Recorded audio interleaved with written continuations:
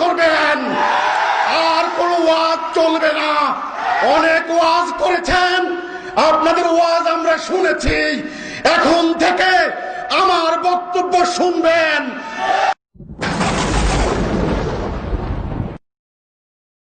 সালামু আলাইকুম, সালামু আলাইকুম, সালামু আলাইকুম, সালামু আলাইকুম। আমি জিনাত ফেরদৌস তাবাসসুম হিজবুত তাওহীদ আন্দোলনের একজন সদস্য। জিনাত ফেরদৌস তাবাসসুম হিজবুত তাওহীদ আন্দোলনের একজন সদস্য।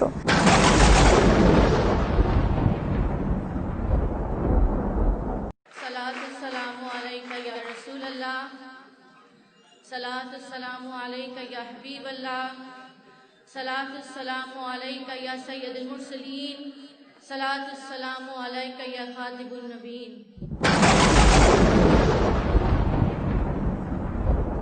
আসসালামু আলাইকুম প্রিয় বন্ধুরা, আজ আমি যে বিষয়টি নিয়ে আলোচনা করতে যাচ্ছি তা হলো নারীদের কবর জিয়ারত প্রসঙ্গে ইসলামের বিধান।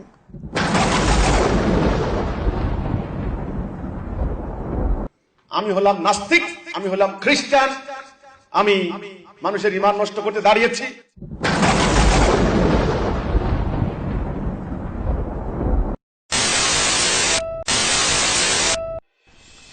আসসালামু আলাইকুম রহমতুল্লাহ। সম্মানিত দর্শকবৃন্দ, যে যেখান থেকে দেখছেন সকলকে জানাই জে মিডিয়ার আজকের ভিডিওতে স্বাগতম।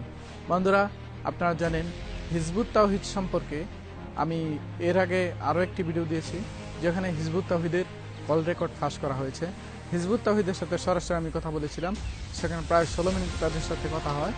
দুঃখজনক, তারা 16 মিনিট পর এক পর্যায়ে তারা ফোন কেটে দেয়। তো আমি তারপর অনেকবার ট্রাই করেছি, কিন্তু তাদেরকে আর লাইনে পেলাম না।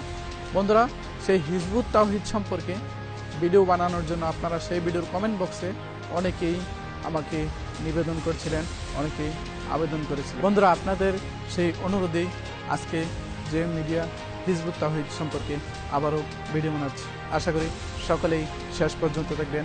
চলুন শুরু করা যাক।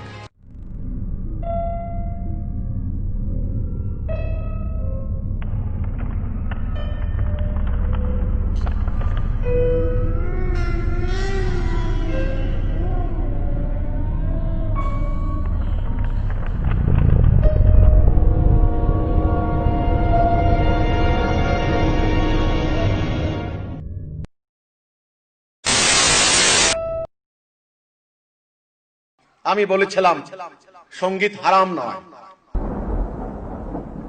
নবী করিম সাল্লাল্লাহু আলাইহি সাল্লাম এত বড় সভ্যতার জন্ম দিয়েছেন, এত বড় রেনেসাঁ সৃষ্টি করেছেন, তিনি গানকে অস্বীকার করে পারতেন না।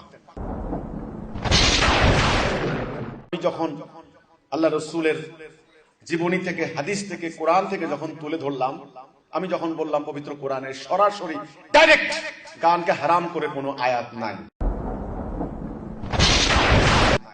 আপনারা সূরা লুকমান দেখিয়ে একটা শব্দের মিনিং করে দিলেন, এটার মানে হচ্ছে এটা। বন্ধুরা, আপনারা দেখলেন হিজবুত তাওহীদের ইমাম সেলিম বলতেছে গান নাকি হারাম না, গান নাকি হালাল। ওয়ামিনান নাসি মান ইয়াশতারি লাহুল হাদিস, সূরা লোকমানের 6 নম্বর আয়াতে নাকি সেখানে গানকে বোঝানো হয় নাই। অথচ এই সম্পর্কে হযরত আব্দুল্লাহ ইবনে মাসউদ রাদিয়াল্লাহু তাআলা আনহু বলেন, আল্লাহর শপথ, এখানে গানকেই উদ্দেশ্য করা হয়েছে। তো বন্ধুরা, আপনারা দেখুন যে আব্দুল্লাহ ইবনে মাসউদ রাদিয়াল্লাহু তাআলা আনহু বললেন যে এখানে গানকে উদ্দেশ্য করা হয়েছে, আল্লাহর শপথ খেয়েছে। অথচ হিজবুত তাওহীদের ইমাম বলতেছেন এখানে নাকি গানকে উদ্দেশ্য করে নেই। এখন আপনারাই বলুন, কার কথা সত্য আর কার কথা মিথ্যা? এখন আপনি যদি হিজবুত তাওহীদের কথা গ্রহণ করে নেন, তাহলে আব্দুল্লাহ ইবনে মাসউদ রাদিয়াল্লাহু তাআলা আনহুর কথা বর্জন করতে হবে। আর যদি আব্দুল্লাহ ইবনে মাসউদ রাদিয়াল্লাহু তাআলা আনহুর কথা গ্রহণ করেন, তাহলে হিজবুত তাওহীদের ইমামের কথা বর্জন করতে হবে। এখন আপনারাই বলেন, কার কথা গ্রহণ করবেন আর কার কথা বর্জন করবেন? নিশ্চিন্তে আপনি যদি একজন মুসলমান হয়ে থাকেন, তাহলে আব্দুল্লাহ ইবনে মাসউদ রাদিয়াল্লাহু তাআলা আনহুর কথা গ্রহণ করে নেবেন।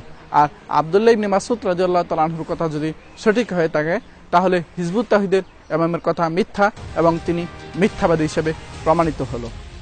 বন্ধুরা, হিজবুত তাওহীদের ইমাম শুধুমাত্র কোরআনের আয়াতকে উপব্যাখ্যা করে না, সে রাসূলুল্লাহ সাল্লাল্লাহু আলাইহি সাল্লামের হাদিসের উপব্যাখ্যা করে। চলুন দেখে আসি হাদিসের অপব্যাখ্যা। নামাজ বেহেশতের চাবি নয়। একটা বই লিখেছি, বইটার নাম হলো তাওহীদ জান্নাতের চাবি। বইতে রেফারেন্স দিয়েছি আমি। তাওহীদ জান্নাতের চাবি। আমাদের সমাজে প্রচলিত আছে নামাজ বেহেশতের চাবি। নামাজ বেহেশতের চাবি নয়, তাওহীদ জান্নাতের চাবি। বন্ধুরা, এখানে দেখলেন হিজবুত তাওহীদের ইমাম হোসেন মোহাম্মদ সেলিম সাহেব বলেন তাওহীদ বেহেশতের চাবি, অথচ মিশকাত শরীফের স্পষ্ট হাদিস মিফতাহুল জান্নাতিস সালাহ, অর্থাৎ নামাজ বেহেশতের চাবি। এই জায়গায়ও তিনি হাদিসকে অপব্যাখ্যা করলেন। এখানে তার মূল মাকসাদ হচ্ছে ইসলামকে অপব্যাখ্যা করা। তাই কোরআনের আয়াতের অপব্যাখ্যা করে, হাদিসের অপব্যাখ্যা করে মানুষকে ভুল পথে চালিত করবার চেষ্টা করতেছেন উনি। বন্ধুরা, আজকে মূল যে টপিক সেটি হচ্ছে হিজবুত তাওহীদের উদ্দেশ্য এবং লক্ষ্য কি, তারা কি নিয়ে কাজ করছেন, কেন কাজ করছেন।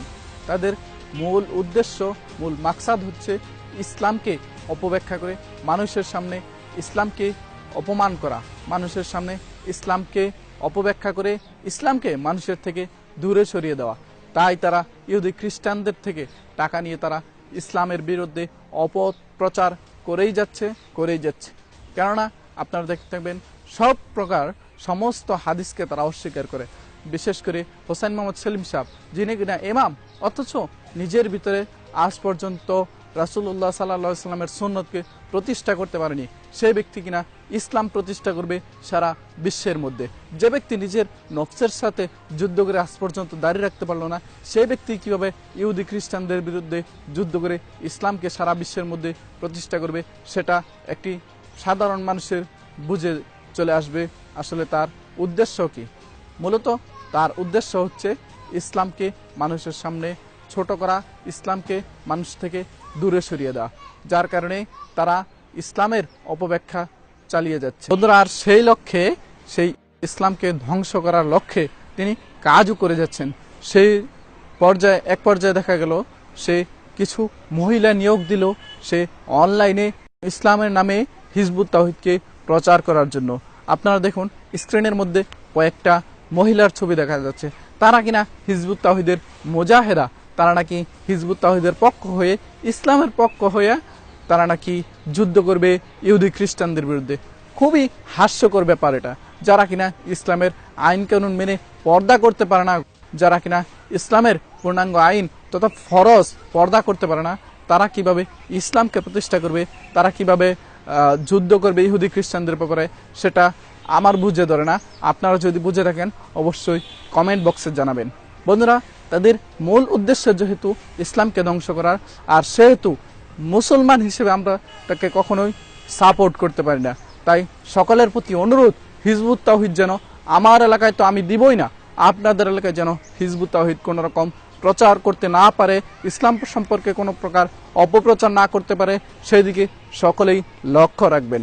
বন্ধুরা, আজকে এই পর্যন্তই, দেখা হবে ইনশাল্লাহ নেক্সট ভিডিওতে। সেই পর্যন্ত ভালো থাকুন এবং যে মিডিয়ার সাথে থাকুন। আসসালামু আলাইকুম ওয়া রাহমাতুল্লাহ।